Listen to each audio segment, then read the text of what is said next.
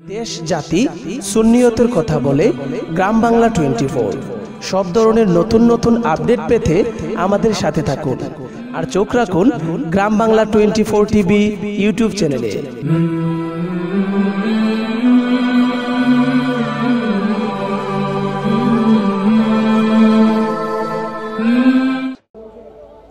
24,000 সেনা সেই দিন আনন্দ করলো, একজন কাফের ছিল না। প্রধান সেনাপতি যিনি সাদ বিন আবি ওয়াক্কাস রাদিয়াল্লাহু আনহুর ছেলে, যিনি দুনিয়ার থেকে জান্নাতের সার্টিফিকেট পেয়েছিলেন। বাবা, এখানেই বুঝতে হবে, এখানেই বুঝতে হবে, এখানেই বুঝতে হবে। হযরত ইমাম হুসাইন রাদিয়াল্লাহু আনহুর দেহ থেকে ওরা পোশাক জুব্বা খুলে ফেললো। কে হুকুম দিল? সেনাপতি আমর বলল, জুব্বা খুলে ফেলে দাও। জুব্বা খুলে ফেলে এই দেহটা কি ওই কারবালার মরুর ধুলার মধ্যে তাকে শোয়াও। মাথাবিহীন দেহটাকে শোয়ায়া 70টা যুদ্ধের ঘোড়াকে তারা সিরিয়াল করলো। 70 জন সোয়ারি চললো। এই 70 জনের মধ্যে একজনও কাফের ছিল না, তারা কালমা পড়নেওয়ালা ছিল। যদি কলিজায় সাহস থাকে তো দাঁড়ায় বলেন, আমি তাকে জান্নাতের সার্টিফিকেট দেব। আল্লাহি, কোরআন শরীফ হাতে নিয়ে বলতেছি, বলেন কলিজায় যদি সাহস থেকে কোনো মুসলমানের বাচ্চা যে আমি তাদেরকে জান্নাতের সার্টিফিকেট দেব, আমার কাছে দলিল আছে, তো দাঁড়ান। একজনও তো বেঈমান ছিল না। এই 70 জন ঘোড়ার সোয়ারি যারা ছিল সব তো কালমা পড়নেওয়ালাই ছিল। কি হয়েছে? সৌদি আরব থেকে বাংলাদেশে এসে ওয়াজ করলে আমরা তো বিরাট পাগল হয়ে গেছি। বাপরে বাপ, কত বড় হুজুর আসতেছে। হুজুর দিয়ে কি করবেন আপনি? হুজুরের বয়ান যদি নবীর ইজ্জতের বাহিরে চলে যায়, ওয়াল্লাহি মক্কার ইমাম হলেও তাকে মানা যাবে না। এই কথা বলেন ঠিক না বেটি? মুসলমানের ঘরে জন্ম নিয়ে এখনো মুসলমানই তো হতে পারেন নাই। লা তামুতুন্না ইল্লা ওয়া আনতুম মুসলিমুন। মুসলমান না হয়ে কবরে আইসো না, মুসলমান হয়ে কবরে আইসো, মুসলমান হয়ে কবরে আইসো। মুসলমানের পরিচয় হবে হুব্বে রাসূলে। এই জন্য আমরা সুন্নিরা বারবার নবী নবী নবী নবী নবী নবী করি। আমাদেরকে তোরা এত নবী নবী করস কে?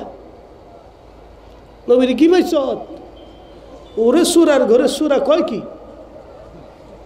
হ্যাঁ, সাহাবে ইকরাম পর্যন্ত নবীর জন্য কলিজা দিয়ে দিছে, জীবন দিয়ে দিছে, সুরাই কয় কি?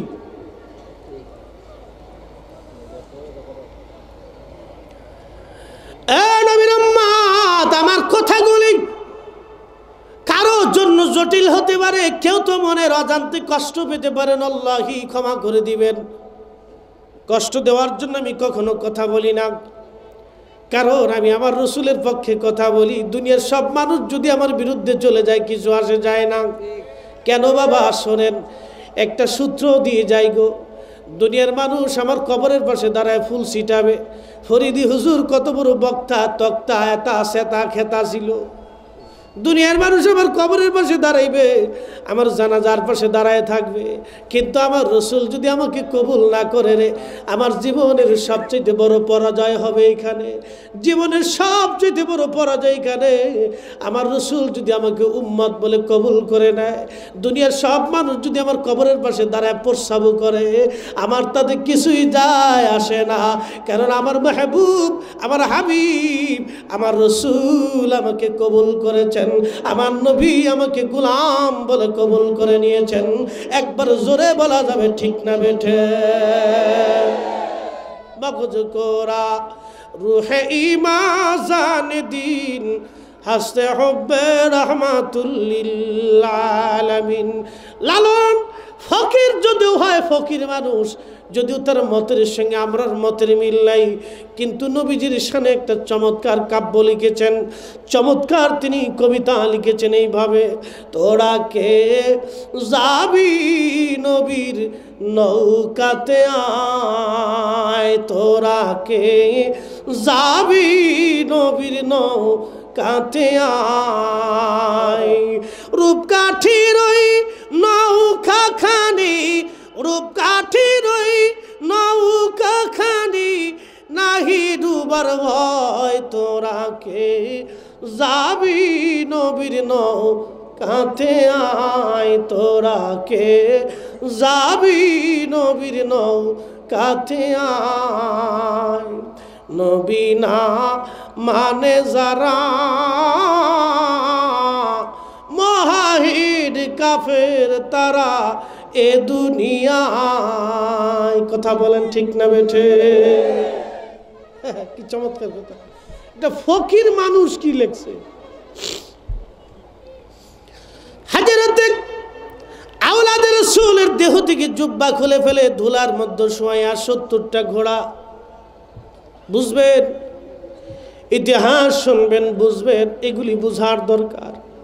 70টা ঘোড়াকে তারা সিরিয়াল করে আওলাদের রাসূলের দেহ মোবারকের উপর দিয়ে ঘোড়া দাবড়াইতেছিল। ঘোড়ার পায়ের আঘাতে আঘাতে দেহ মোবারকের চামড়া গোশতগুলি খসে খসে পড়ে যাচ্ছিল, দলিত মলিত হচ্ছিল। কারবালার ধুলাবালির মধ্যে দেহ গড়াগড়ি খাচ্ছিল। বার বার ঘোড়া দাবড়ায়, দেহ দলিত মলিত হয়। হযরত জয়নব ভাইয়ের এই করুণ দশা দেখে সহ্য করতে পারেন নাই। পৃথিবীর কোন বোন পারে রে নিজের ভাইয়ের এই করুণ দৃশ্য দেখে সহ্য করতে? দৌড়াইয়া ভাইয়ের লাশের পাশে দাঁড়াই গেলেন। ওসিয়ত ছিল ক্রন্দন হবে না, মাতম হবে না। ওসিয়তের কারণে তিনি ধৈর্যের সাথে পাহাড়ের মতো দাঁড়িয়েছেন। মদিনার দিকে তাকাইয়া ইমাম ইবনে কাসির আল বেদায়ের মধ্যে লেখেন, মদিনার দিকে তাকায় জয়নব চোখের পানি ফেলে ফেলে কাঁদতেছিলেন আর আমার নবীকে ডাকতেছিলেন, ইয়া মুহাম্মাদাহু ইয়া মুহাম্মাদা ইয়া রাসূলুল্লাহ। আমরা ইয়া রাসূলুল্লাহ বললে আমার দেশের মোল্লা মুন্সি শিরিকের গন্ধ খুঁজে পায়। ও কানারে বলবেন, বেটা কানার ঘরের কানা, কারবালার দৃশ্যে আল বেদায় ওয়ান নেহা খুঁজে দেখবি। সেই কারবালায় দাঁড়াইয়া জয়নব আমার নবীরে বারবার ডেকেছিলেন, ইয়া মুহাম্মাদা ইয়া মুহাম্মাদাহু ইয়া মুহাম্মাদা। কারণ হযরত জয়নব তো ছিলেন নাতি আর আমার রসুল ছিলেন নানা। নাতি নানাকে নাম ধরে ডাকতেই পারেন, তাদের প্রেমের অধিকার আছে, ভালোবাসার অধিকার আছে, রক্তের অধিকার আছে। কিন্তু আমরা উম্মত, আমরা নবীকে নাম ধরে ডাকতে পারবো না। আমরা ইয়া রাসূলুল্লাহ ইয়া হাবিবাল্লাহ বলে ডাকতে পারি। আওয়াজ তুলে বলেন কথা ঠিক না বেঠে?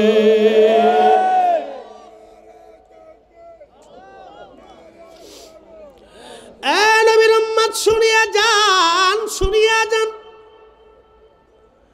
কাঁদতেছিলেন আর বলতেছিলেন, হে নানাজি দেখেন গো আপনার হুসাইনের সঙ্গে এরা কেমন ব্যবহার করে।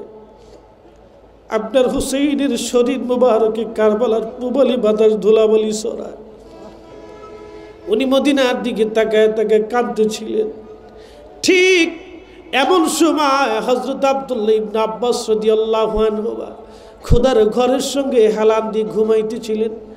দুনিয়ার সব মুহাদ্দিস এই হাদিসকে সহি বলেছেন, এমনকি আল বেদায়ের ভিতরে ইমাম ইবনে কাসির হাদিসকে তিনি সহি বলেছেন।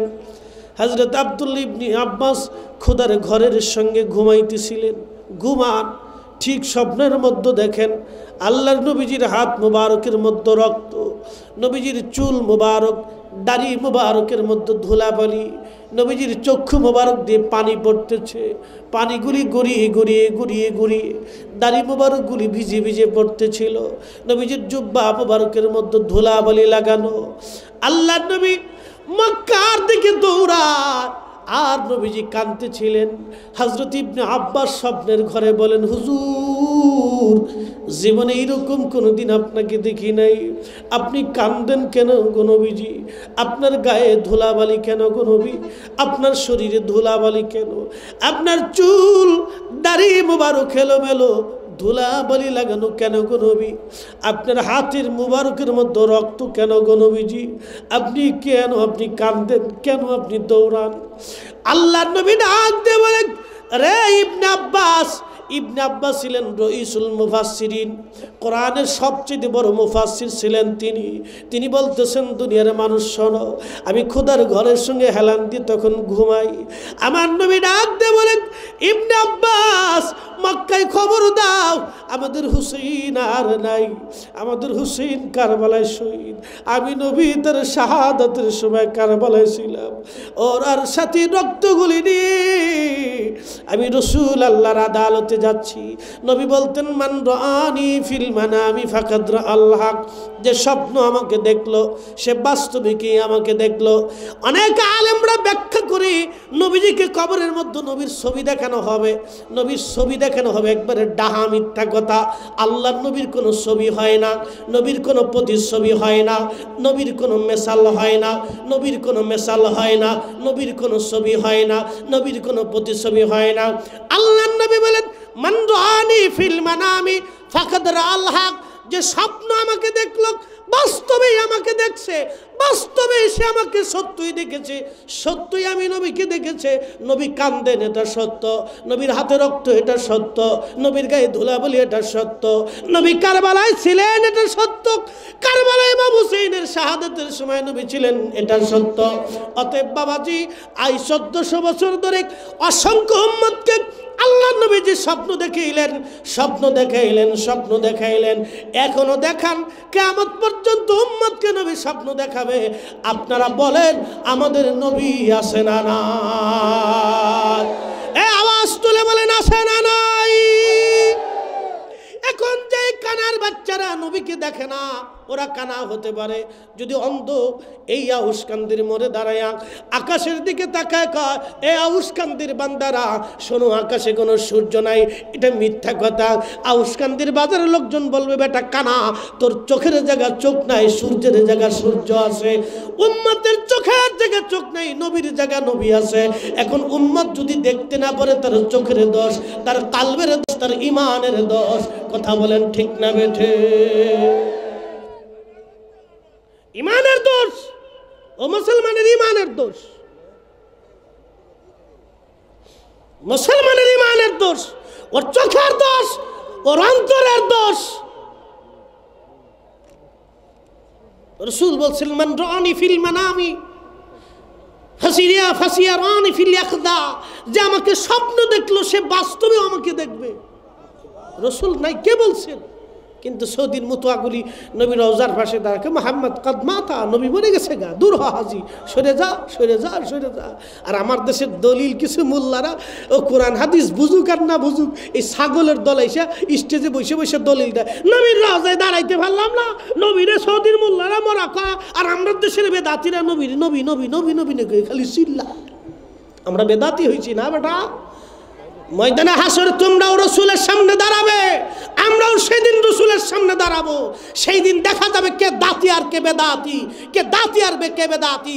আমরা যদি বেদাতি হই তো শাহজালাল বেদাতি হবে, আমরা বেদাতি হলে হযরতের 360 আউলিয়া বেদাতি হবে, আমরা বেদাতি হলে তো ফুলতুলি বেদাতি হবে, আমরা বেদাতি হলে তো ওই যে আলা হযরত বেদাতি হবে, আমরা বেদাতি হলে গাউসে পাক বেদাতি হবে, আমরা বেদাতি হলে খাজা মাইনুদ্দিন চিশতি বেদাতি হবে, আমরা বেদাতি হলে দাতাগঞ্জ বক্স বেদাতি হবে, আমরা বেদাতি হলে বাহাউদ্দিন নকশবন্দি বেখাত বেদাতি হবে, আমরা বেদাতি হলে মুজাদ্দিদ আল ফিসানি বেদাতি হবে, আমরা সুন্নিরা বেদাতি হলে আব্দুল হক মুহাদ্দিস দেহলভী বেদাতি হবে। আমরা অবশ্যই হক, আমরা অবশ্যই হক, আল্লাহর ওলিরাও হক, আমরাও হক, আমরাও হক। কথা বলেন ঠিক না বেটি?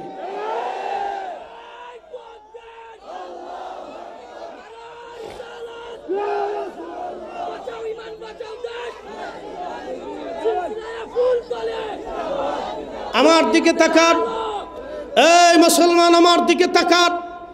আমরা সুন্নিরা হক, আমরা ছিলাম, আমরা আছি, আমরাই থাকবো। কিন্তু দুঃখের বিষয়, চোর এসে এখন গেরস্তরে চোর কয়, চোর আইয়া গেরস্তরে কয় তুই বেটা চোর। আমরা সুন্নিরা হলাম অরিজিনাল এদেশের গেরস্ত। কি কথা বলেন ঠিক না? চোর আইয়া আমরা বেদাতি কয়। চিন্তা করতে পারছেন? আপনাদেরকে কেমনে যে আমরা বুঝাইতাম, কেমনে যে আপনাদের হৃদয়ের ভিতরে কথাগুলি উপলব্ধি হবে, কেমনে যে আপনারা আহলে সুন্নাতুল জামাতের কথাগুলি বুঝাবো। যদিও ভাষা জ্ঞান সে এলেম আমাদের নাই, কিন্তু একটা কথা আপনাদেরকে বলি, আমরা সুন্নিরা যত গালিগালাজি করেন, আমরা কিন্তু ঘুরে ফিরে নবীর কথাই কই।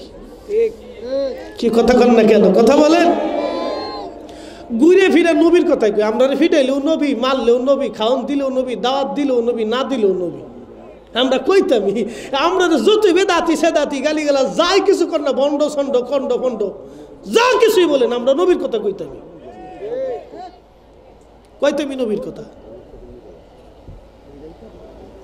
আহা, কেমনে বুঝাইতাম আপনাদেরকে? নবীর সাহাবীরা যে কাজ করে নাই, এ কাজ করলে বেদাত। আমরা ইয়া নবী সালাম আলাইকা বলে নবীরে সালাম দিয়ে দাঁড়ায় যাই, কতটি আসে বয়ে থাকে, শরীর চুলকায়, দাড়ির মধ্যে মানে চুলকায়, ভাল লাগে না। আপনাদেরকে বুঝাই, উপমহাদেশের শ্রেষ্ঠ মুহাদ্দিস ছিলেন শাহ ওয়ালিউল্লাহ মুহাদ্দিস দেহলভী। ও নবীর উম্মত, কলিজার ভিতরে যদি রসুলের তাজিম থাকে, কলিজার মধ্যে যদি রসুলের বিন্দু মাত্র তাজিম থাকে, তো অন্তর দিয়ে সাক্ষী দিবেন। আমি দলিল কম বলি, আমি সবসময় হৃদয় দিয়ে উপলব্ধি করানোর চেষ্টা করি। আমার বক্তব্য এটাই থাকে, কারণ একবার যদি কেউ হৃদয় দিয়ে উপলব্ধি করতে পারে, আল্লাহি তার জীবন সার্থক হবে। হৃদয় থেকে একটু উপলব্ধি করে বলেন, একটু বুঝেন আর একটু বলুন, একটু চিন্তা করুন। শাহ ওয়ালিউল্লাহ মুহাদ্দিস দেহলভী যখন হজ কমপ্লিট করে মদিনার দিকে রওনা করতেন, নিজের পায়ের জুতা খুলতেন, খালি পায়ে হাঁটতেন। আহা, মরুর দেশ, লু হাওয়ার দেশ, পাথরও গরম, মাটিও গরম, বালু গরম, হাঁটতে হাঁটতে পায়ের তলার মধ্যে ফুসকা পড়ে যাইতো, ঘা হইতো, ঘা হয়ে রক্ত পড়তে থাকতো। তারপরেও শাহ সাহেব কোনোদিন জুতা পায়ে দেন নাই। মরিদানরা বলতো, হুজুর কত মানুষ জুতা পায়ে দিয়ে হাঁটে, আপনি একটু জুতা পায়ে দেন, আপনি তো মারা যাবেন। শাহ ওয়ালিউল্লাহ মুহাদ্দিস দেহলভী বলতেন, এ নবীর উম্মত, তোমরা কি জানো আমি কার কদমের দিকে যাচ্ছি? তোমরা কি জানো আমি কার বারগাহে হাজিরা দিচ্ছি? আমি হাবিবুল্লাহর বারগাহে যাচ্ছি। আমি শাহ ওয়ালিউল্লাহর কলিজার মধ্যে কি সাহস হতে পারে রসুলের কদমে আমি জুতা পায়ে দিয়ে হাজির হব? দলিল লাগে মিয়া, রসুলের মহাব্বতের জন্য দলিল লাগে। মানুষের বিবেকের মধ্যে কুত্তায় প্রসাব করেছে। নবীর তাজিমের জন্য কোনো দলিল লাগবে না। কিসের দলিল? রসুলের তাজিমের জন্য দলিল খুঁজেন। বড় হুজুর কইছে, সেতা হুজুর, খেতা হুজুর কইছে। ও খেতা হুজুর, সেতা হুজুর আর বড় হুজুর কিয়ামতের ময়দানে হারিকেন ধরে তো পাবেন না আপনি তালাশ করে। রসুলের তাজিমের জন্য কোনো দলিল লাগে না। যদি আপনি বলুন শাহ ওয়ালিউল্লাহ মুহাদ্দিস দেহলভী কোন সাহাবী তো জুতা পাই দিয়ে গেলেন, সব সাহাবী তো হজ করে তিনারা মদিনাতে জুতা পাই দিয়ে গেলেন, সারা জীবন জুতা পাই দিলেন, তো শাহ ওয়ালিউল্লাহ কি সাহাবীদের চাইতে বড় হয়েছে? জুতা খুলে গেলেন কেন? পার মধ্যে গা হইল, রক্ত পড়লো, তারপরে জুতা খুললেন না, জুতা পরলেন না, কারণটা কি বলুন? ওনার অন্তরে একটা ভয় ছিল। কি ভয় জানেন? আমি নবীর বারগাহের একজন নগণ্য গোলাম মাত্র, আমি রসুলের দরবারে যাচ্ছি, আমি জুতা পাই দিয়ে যাব, আমার কি করে এটা সাহস হতে পারে? এত বড় বড় মুহাদ্দিসরা রসুলের বারগাহে হিমশিম খাইতেন, আর দেশের সলিমদ্দি কোলের মধ্যে 2 দিন ফাগরি পইরা 3 দিন বুখারী শরীফের 4টা সনদ পইরা খালি ফালাইতেছো তুমি না, গুদে কেমনিতে তোমার কামড়াইতেছে, ফেরেশতারা কায়দা মতো দুরমুজ দিয়ে দেবে না। ফালাইতেছো তুমি না, বিরাট বড় বুজুর্গ হইছ,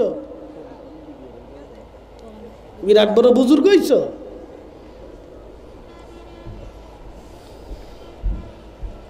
বুজুর্গ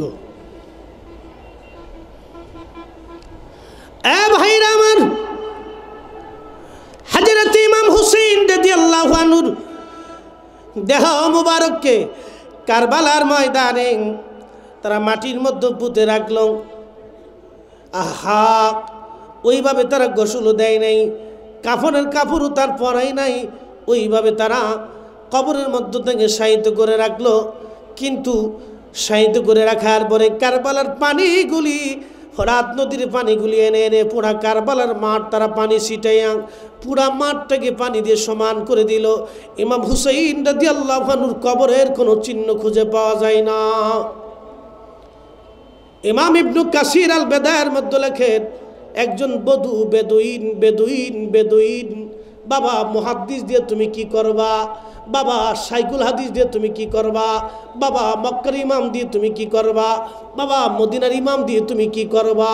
যদি কলিজার মধ্যে মোহাব্বত না থাকে, যদি কলিজার মধ্যে নবীর তাজিম না থাকে, যদি কলিজার মধ্যে নবীর ভালোবাসা না থাকে, এই বধূ এই বেদুইন শুনতে পারছে আওলাদের রাসূল কারবালায় শহীদ। এই ঘটনা শোনার পরে সে সুদূর মরু থেকে রওনা হয়ে দৌড়ায় দৌড়ায় কারবালায় আসছে। আসার পরে শুনতে পারলো আওলাদের রাসূল শহীদ। লোকদেরকে জিজ্ঞেস করে, ও লোকেরা বলো আমার হুসাইনের রওজা মোবারক কোন জায়গায়? লোকেরা বলে আমরা কেমনে বলবো, তারা তো পানি দিয়ে সমান করে দিয়ে গেছে, কোথাও কোথাও তো খুঁজে পাওয়া যায় না, কোথায় তার কবরের চিহ্ন পর্যন্ত রাখে নাই। ঠিক তখন সে কাঁদতেছিল আর বলতেছিল আমার হুসাইন জান্নাতের যুবকদের সর্দার, অবশ্যই হুসাইনের কবর থেকে জান্নাতের ঘিরান আসবে, ঘিরান আসবে। আওয়াজ তুলে বলা যাবে কি মারহাবা। ঈমান কি ইয়াকিন কি, ঈমান কি ইয়াকিন কি। এই বধূ সারা কারবালার মাঠের মাটিগুলি নিয়ে নাকের মধ্যে লাগায়, সারা কারবালার মাটিগুলি নিয়ে নাকের মধ্যে লাগায়। লাগাইতে লাগাইতে দেখলো এক কবরের চিহ্নের স্থান থেকে ওই মাটির ঘিরান থেকে জান্নাতের খুশবু আসতেছে। সারা অঞ্চল দিয়ে খুঁজে খুঁজে দেখলো এখান থেকে খুশবু আসে। ওনার আর বুঝার বাকি নেই এটাই আওলাদের রাসূলের রওজা মোবারক, আওলাদের রাসূলের রওজা মোবারক। একসাথে আওয়াজ তুলে বলা যাবে কি ইয়া রাসূলুল্লাহ। নবীর উম্মত বুঝিয়া যান, বুঝিয়া যান। এরপরে দেহ মোবারক রেখে মাথা মোবারক নিয়ে যাওয়া হলো সিরিয়ার, মাথা মোবারক নিয়ে যাওয়া হলো কুফার। কুফার গভর্নর যে সে তার নাম উবাইদুল্লাহ ইবনে জিয়াদ। ইবনে জিয়াদ উবাইদুল্লাহ, উবাইদুল্লাহর ছেলের বাবার নাম জিয়াদ। জিয়াদের বাবার কোনো পরিচয় নাই, সে তার মার জারো সন্তান ছিল। এই জারো সন্তানের সন্তান হলো উবাইদুল্লাহ। উবাইদুল্লাহ উবাইদুল্লাহ নামটাও তার চমৎকার, উবাইদুল্লাহ। উবাইদুল্লাহর বাবা ছিল জারুস। ইতিহাস শোনেন, কাজে লাগবে না। রক্তের মধ্যে দোষ ছিল তার। উবাইদুল্লাহ ইবনে জিয়াদ সিংহাসনে বসে আছে। ইমাম হুসাইনের মাথা মোবারক সামনে একটা প্লেটের মধ্যে রাখছে। প্লেটের মধ্যে রেখে একটা লাঠি হাতে নিয়ে ইমাম হুসাইনের নাকের মধ্যে মুখের মধ্যে আঘাত করতেছিল আর বলতেছিল, বুঝলি হুসাইন, আমিরুল মুমিনিন ইয়াজিদের সাথে বিরোধিতা করলে তার কি ফল হয় বুঝলি তো, বুঝলি তো। এইভাবে লাঠির দিয়ে সে আঘাত করতেছিল আর অপমান করতেছিল। ওই মজলিসের মধ্যে নবীর একজন সাহাবী দাঁড়ানো ছিলেন, তার নাম ছিল যায়েদ বিন আরকাম রাদিয়াল্লাহু আনহু। তিনি ছিলেন বৃদ্ধ, বয়স হওয়ার জন্য তিনি বুড়া হয়ে গিয়েছিলেন। তিনি ধৈর্য ধরতে পারেন নাই, স্থির থাকতে পারেন নাই।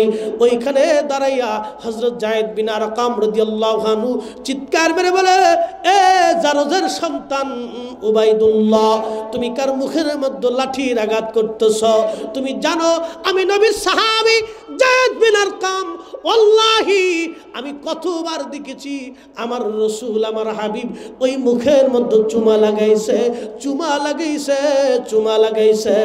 আওয়াজ তুলে বলা যাবে আল্লাহু আকবার। শুধু রাসূলের আওলাদের পক্ষে নবীর একজন সাহাবী কথা বলার জন্য তাকে ঘাড় ধাক্কা দিয়ে মজলিস থেকে বের করে দেওয়া হলো। বলুন, নামে মুসলমান হয়েছে তাতে কি হয়েছে? একজন তাকে আজ আব্দুল উবাইদুল্লাহ ইবনে জিয়াদ একটু জান্নাতের সার্টিফিকেট দেন তো। দাঁড়ান, কলিজায় সাহস থাকলে দাঁড়ান। যে মুসলমান জান্নাতে যাবে, দাঁড়ান, কলিজায় সাহস থাকলে দাঁড়ান। যদি সাহস থাকে তো দাঁড়ান, তো রাসূলের হাদিস মিথ্যা হবে। মানে হাব্বাহুমা ফাকাদ আহাব্বানি, নবী বলতেন যে তাদেরকে ভালোবাসবে আমাকে ভালোবাসলো। ওমান আহাব্বানি আহাব্বাহুল্লাহ, যে আমাকে ভালোবাসলো সে আল্লাহকে ভালোবাসলো। আহাব্বাহুল্লাহ আদখালাহুল জান্নাহ, ওমান আহাব্বাহুল্লাহ আদখালাহুল জান্নাহ, যে আল্লাহকে ভালোবাসলো আল্লাহ থেকে জান্নাত দিয়ে দিল। ওমান আবগাদানি, এরপরে রাসূল বলতেছেন আবগাদাহুমা ফাকাদ আবগাদানি, তাদেরকে যারা কষ্ট দিল আমি রাসূলকেই তারা কষ্ট দিল। ওমান আবগাদানি আবগাদাহুল্লাহ, যে আমাকে কষ্ট দিল তারা আল্লাহকে কষ্ট দিল, যে আল্লাহকে কষ্ট দিল। ওমান আবগাদাহুল্লাহ আদখালাহুন নার, যে আল্লাহকে কষ্ট দিল আমার আল্লাহ থেকে জাহান্নামে দিয়ে দিল। এবার বলেন, কলিজায় সাহস থাকলে দাঁড়ায় বলেন, আমি উবাইদুল্লাহ ইবনে জিয়াদের জান্নাতের সার্টিফিকেট দিলাম। বলেন, কারণ সে তো মুসলমান, তার নামেও মুসলমান ছিল, সে নামাজও পড়েছিল, ফজরও পড়েছিল, জোহরও পড়েছিল, আসরও পড়েছিল, মাগরিবও পড়েছিল, সে লা ইলাহা ইল্লাল্লাহ মুহাম্মাদুর রাসূলুল্লাহ মানত। যদি কলিজায় সাহস থেকে দাঁড়ায় তাকে জান্নাতের সার্টিফিকেট দেন, দেন দেখি। নবীর কোন উম্মত আছে যদি গায়রে সুন্নি যারা আছেন যদি মোহাব্বত করে থাকেন তো দেখেন, আপনাদের দলের বড় বড় মোল্লাদের কাছ থেকে একটু দলিল নিয়ে আসেন, নিয়ে আসেন মোল্লাদের কাছ থেকে সার্টিফিকেট নিয়ে আসেন, দেখি কত বড় মোল্লা আছে বাংলাদেশে, একটু দেই। মোল্লার চেহারা তো দেখার দরকার।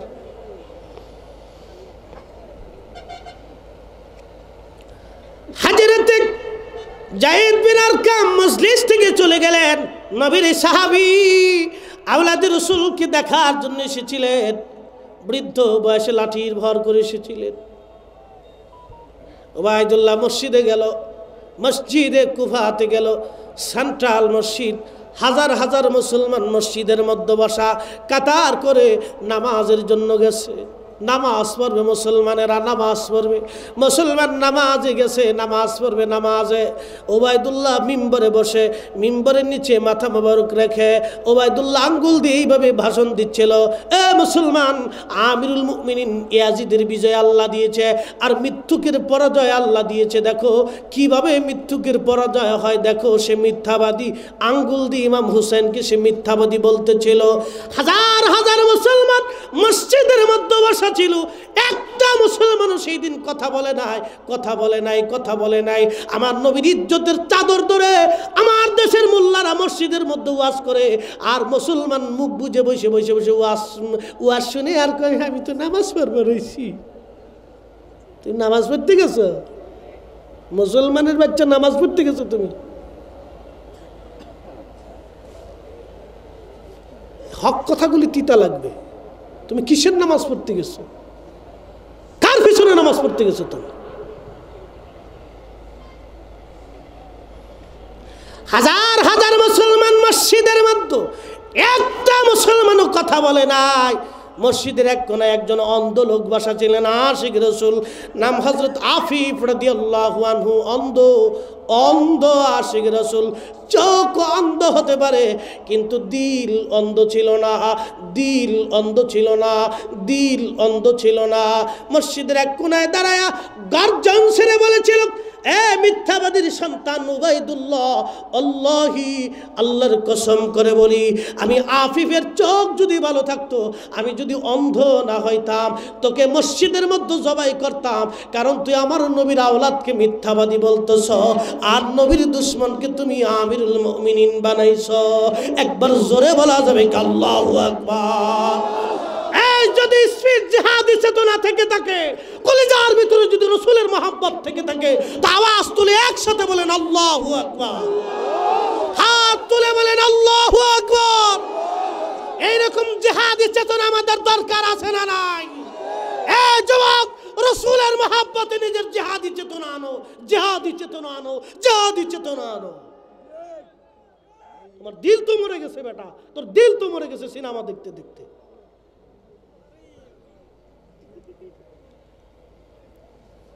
আশ্চর্য। হযরত আফিফ রাদিয়াল্লাহু আনহু, হযরত আফিফ রাদিয়াল্লাহু আনহু নবীর আহলে বাইতের পক্ষে কথা বলার জন্য আশিক রাসূলকে মসজিদের বাহিরে এনে সেই দিন জবাই করা হয়েছিল। নিজের জীবন দিয়েছিলেন, শহীদ হয়েছিলেন, কিন্তু নবীর আহলে বাইতের পক্ষ ছেড়ে দেন নাই। আর আমরা রে লাঠি দিয়ে গুতুনি মারলে কি সুন্নি হয়েছে বেড়া, অমুক পিসাব ভালো লাগে না, তমুক বক্তা ভালো লাগে না, তাহিরি গান গায়, অমুকে সিল্লায়, তমুকে ফাড়ায়, অমুক পিসাব ভালো না গায়, এর লেগে তোমরা সুন্নি জামাত আমরা ভালো লাগে না। সুন্নি জামাত কি তাহিরির দিয়ে, না ফরিদির দিয়ে, না ফুলতুলির দিয়ে, না আটুজির দিয়ে, না জৈনপুরির দিয়া, না মসলুকে আলা হজরত দিয়া, না ইসলামিক ফ্রন্ট দিয়ে, না ইসলামিক দল দিয়া? সুন্নি জামাত আমার নবীর কদম দিয়া। কথা বলেন ঠিক না বেটে? সুন্নি জামাত কোনো ফিরার দরবার দিয়ে না, সুন্নি জামাত কোনো আলেম দিয়ে না, সুন্নি জামাত কোনো বক্তা দিয়ে না। সুন্নি জামাত যদি করেন তো রসুলের কদমের দিকে তাকায় করতে হবে। আপনি সুন্নি, এটাই আপনার অহংকার।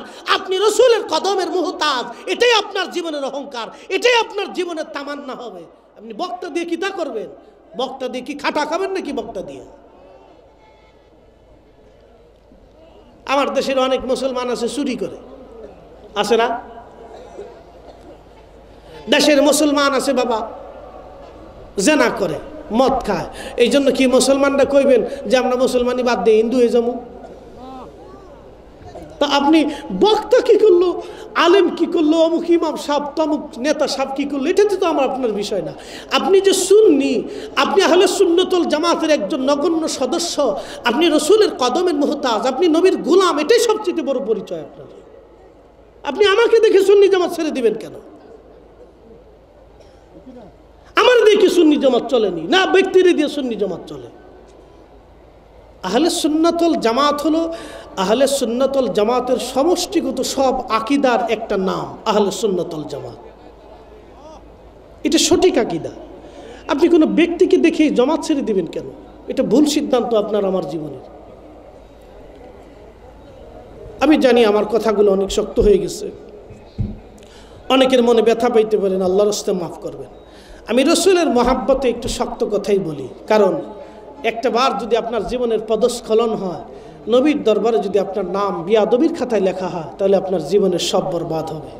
আল্লাহি, পৃথিবীর কোনো পীর, পৃথিবীর কোনো গাউস, পৃথিবীর কোনো মুজাদ্দিদ, কোনো কুতুব আপনাকে হাসরের ময়দানে মাফ করাইতে পারবে না।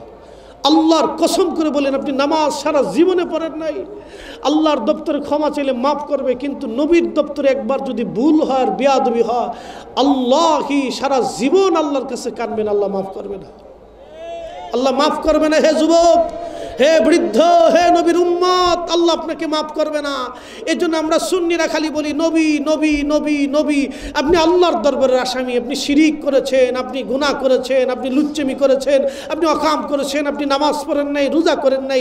জীবনের একটা পর্যায়ে এসে যদি বলেন আল্লাহ আমি জীবনে অনেক ভুল করছি, তুমি আমার মাফ করে দাও, আমি আজকে থেকে তওবা করলাম, আর কোনোদিন খারাপ কাজ করবো না, আল্লাহ সাথে সাথে আপনাকে মাফ করে দিবে। কিন্তু রসুলের দরবারে বিয়াদবি করেছেন, বিয়াদবি হয়েছে হয়েছে হয়েছে, আল্লাহি আল্লাহর দরবারে যত কান্নাকাটি করেন মাফ হতো না। এই জন্য আমরা এখানে খুব সতর্কতা অবলম্বন করি। আমাদের এই সতর্কতাটাকেই তারা বেদাত মনে করে, আমাদের এই সতর্কতাটাকেই তারা ভণ্ডামি মনে করে, আমাদের এই সতর্কতাটাকেই তারা শিরিক মনে করে, আমাদের এই সতর্কতাটাকেই তারা বেদাত ভণ্ডামি মনে করে। লা হাওলা ওয়ালা কুওয়াতা ইল্লা বিল্লাহ। কিয়ামতের ময়দানে দাঁড়াবো আমরা, আপনারাও দাঁড়াবেন। হাসরের ময়দানে রাসূলের সামনে আমরাও দাঁড়াবো, আপনারাও দাঁড়াবেন। নবীজির কোনো বিষয়কে ছোট করে দেখবেন না। আমি আপনাদেরকে নিয়ে অনেক লম্বা কথা বললাম, অনেক আলোচনা করলাম, বোঝানোর চেষ্টা করলাম, দলিল দিয়ে না, হিকমত দিয়ে, মোহাব্বত দিয়ে। আল্লাহ যেন আমাদের সঠিক বুঝ দেন। একবার জোরে বলা যাবে না আমিন? তাহলে সুন্নি জামাত হক না বেহক? একসাথে জবান খুলে বলেন হক না বেহক? তো এই জামাত কি কোনো ব্যক্তির জামাত না নবীর জামাত? আওয়াজ তুলে বলেন, হাত তুলে বলেন, ব্যক্তির জামাত না নবীর জামাত? ব্যক্তির জামাত না নবীর জামাত? আমরা নবীর কদমের দিকে তাকা সুন্নি জামাত করব। কথা বলেন ঠিক না বেঠি? নারে তাকবীর, আল্লাহু আকবার, সালাম ইয়া রাসূল, নবীজির আলো ঘরে ঘরে নারে তাকবীর, হযরতুল আল্লামা জহুরুল ইসলাম ফরিদী সাহেব জিন্দাবাদ। সিএনজি শ্রমিক সমবায় সমিতির উদ্যোগে আমার আরেকটা কথা, সেই সময় লোক কম ছিল, অন্ধকার ছিল, মানুষ মনে করে এই ডিপার্টমেন্টটা খারাপ, আমরা এটাকে খারাপ মনে করি না। এখন আমার এই ভাইরা এই উদ্যোগটা, আমার ভাইদের কি ইজ্জত কমছে না বাড়ছে? জোরে বলেন। আমাদের দেশের অনেকেই তাদের সাথে খারাপ আচরণ করে। আমি আপনাদেরকে ছোট্ট করে একটা কথা বলি, এরা কারো কাছ থেকে চুরি করে না, যা করে এরা পরিশ্রম করে দুটা পয়সা নেয়। আমার অনেক ভাইরা দেখেন এদেরকে ছোট চোখে দেখে, আপনারা ছোট চোখে দেখবেন না। এদের হৃদয়ে মানবতা আছে, এদের একটা অন্তর আছে, এদেরও শিক্ষা আছে, দীক্ষা আছে। কত গরিব মানুষ ভাড়া না থাকলে এরা ফিরি নিয়ে পৌঁছায় দেয়। কি কথা কন না কেন, আছে না? একটা লোক এখন অসুস্থ হলে তাকে হসপিটালে নেওয়ার দায়িত্ব ওনাদের। আপনারা তাদের সাথে সুন্দর আচরণ করবেন, ভালো ব্যবহার করবেন, আমার এই ভাইদেরকে আপনারা সহযোগিতা করবেন। এই মাহফিলটার জন্য আমার ভাইরা নবীর এশকে প্রত্যেক বছর ধরে রাখতে পারে আল্লাহ তৌফিক দিক। সবাই বলেন আমিন, জোরে বলেন আমিন। ইনশাল্লাহ আপনারা সহযোগিতা করবেন। আমার বিদায়ের পালা, আমার আরেকটা প্রোগ্রাম থাকার জন্য আমি চলে যাচ্ছি। আমার ভাইরা আসবেন, হজরত মাওলানা কারি শামীম রেজাল কাদরি সাহেব ছোট ভাই সুন্দর আলোচনা করেন, আসবেন হজরত মাওলানা ফাজউদ্দিন বুলবুল সাহেব, এরকম অনেক উলামা ইকরাম আপনারা কথা বলবেন। সর্বশেষে আপনাদের প্রিয় মানুষ তাহিরি সাহেব আসবেন।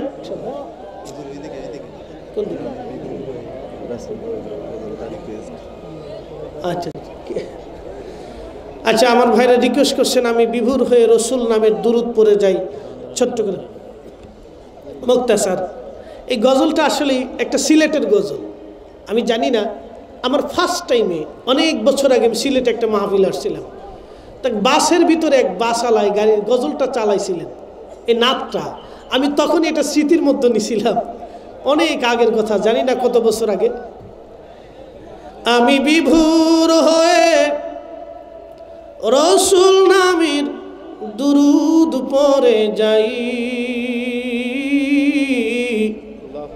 ওই নামের মাঝে কি যেন এক শান্তি খুঁজে পাই, ওই নামের মাঝে কি যেন এক শান্তি খুঁজে পাই, ওই নামই আমার গলার মালা, ওই নাম জপে মোর জুড়াই জ্বালা,